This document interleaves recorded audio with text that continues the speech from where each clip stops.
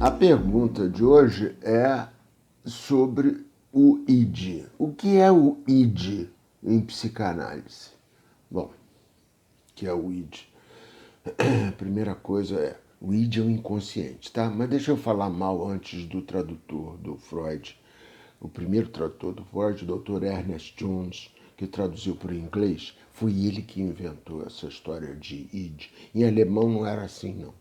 No alemão você tinha o ego, id, superego, não eram ego, id, superego, eram eu.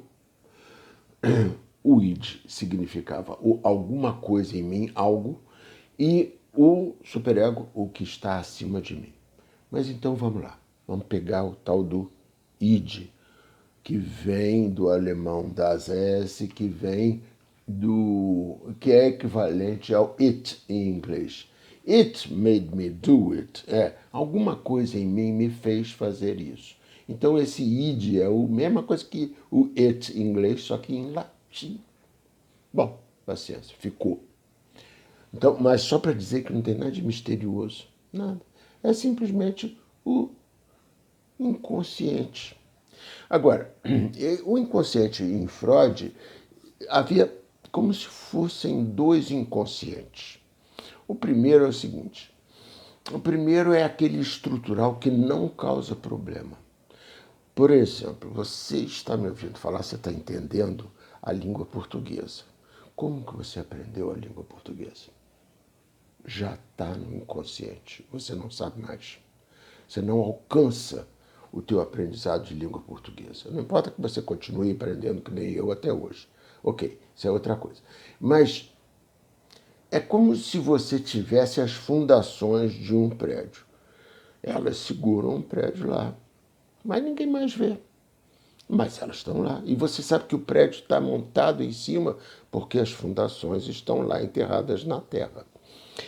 Isso é um inconsciente, a gente não tem consciência dele, mas ele faz essa estrutura que permite que eu esteja aqui falando para vocês e vocês entendendo. Esse o Freud dava por bom, não tinha, a psicanálise não tinha que investigar, não tem que investigar por que eu gosto de pintar a parede de amarelo, nada, isso daí não atrapalha a minha vida. O inconsciente que o Freud queria investigar era o inconsciente que causava problema.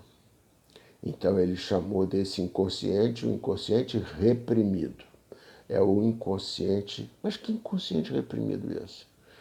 Bom, então vamos considerar primeiro que é inconsciente na gente o motor das nossas ações. Ou seja, nós temos desejo de fazer coisa. E esse desejo, ele vem com um programa embutido no programa, ele vem no cérebro embutido. Esse desejo é o desejo do DNA de se replicar. O DNA, então, arranjou, através da evolução, um truque muito esperto para ele se replicar. Ele arranjou um truque de nos fazer buscar prazer. E, através do prazer, a gente acaba se multiplicando. Então, esse é um motor inconsciente. Mas é claro que esse desejo produz conflitos com o mundo externo.